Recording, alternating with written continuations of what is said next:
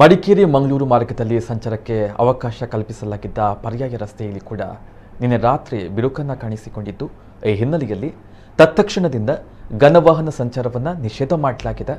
ಇದರಿಂದಾಗಿ ನಿನ್ನೆ ರಾತ್ರಿಯಿಂದಲೇ ಸಂಪಾಜೆ ಗೇಟ್ ಬಳಿ ವಾಹನಗಳನ್ನು ತಡೆ ಹಿಡಿಯಲಾಗಿದ್ದು, ಇಂದು ಬೆಳಗ್ಗೆ ಈ ವಾಹನಗಳಿಗೆ ಪರ್ಯಾಯ ರಸ್ತೆ ವಿರಾಜಪೇಟೆ ಹೊಣಸೂರು ಮಾರ್ಗವಾಗಿ ಸಂಚರಿಸಲು ಅವಕಾಶವನ್ನು ಮಾಡಿಕೊಡಲಾಯಿತು. 2 ದಿನಗಳ ಹಿಂದೆ ಕೊಡಗು ಜಿಲ್ಲಾಧಿಕಾರಿ ಕಚೇರಿಯ ತಡೆಗೋಡೆಯ ಸ್ಲ್ಯಾಬ್ಗಳು ಹೊರಚಾಚಿದ್ರಿಂದ ಇಲ್ಲಿನ ರಸ್ತೆಯಲ್ಲಿ ವಾಹನ ಸಂಚಾರ ನಿರ್ಬಂಧಿಸಿ ಮಡಿಕೇರಿ, ಮೇಕೇರಿ, ಅಪ್ಪಂಗಳ, ತಾಳತ್ತಮನೆ ಮಾರ್ಗವಾಗಿ ಸಂಚಾರ ಮಾಡಲು ಅವಕಾಶವನ್ನು ಕಲ್ಪಿಸಿಕೊಡಲಾಗಿತ್ತು.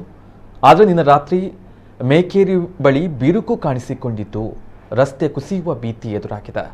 ಹಾಗಾಗಿ ಪೊಲೀಸರು ಬ್ಯಾರಿಕೇಡ್ ಅಳವಡಿಸಿ ರಸ್ತೆಯ ಒಂದು ಬದಿ ಮಾತ್ರ ವಾಹನ ಸಂಚಾರಕ್ಕೆ ಅನುವನ್ನು ಮಾಡಿಕೊಡ್ತಾ ಇದ್ದಾರೆ.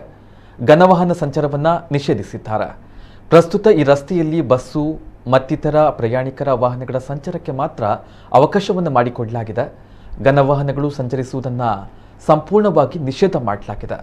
ಮಂಗಳೂರು ಮಡಿಕೇರಿ ರಸ್ತೆಯಲ್ಲಿ ಘನವಾಹನಗಳ ಸಂಚಾರವನ್ನು ನಿಷೇಧಿಸಿ ಕೊಡಗು ಜಿಲ್ಲಾಡಳಿತ ಈ ಹಿಂದೆಯೇ ಆದೇಶವನ್ನು ಹೊರಡಿಸಿತ್ತು.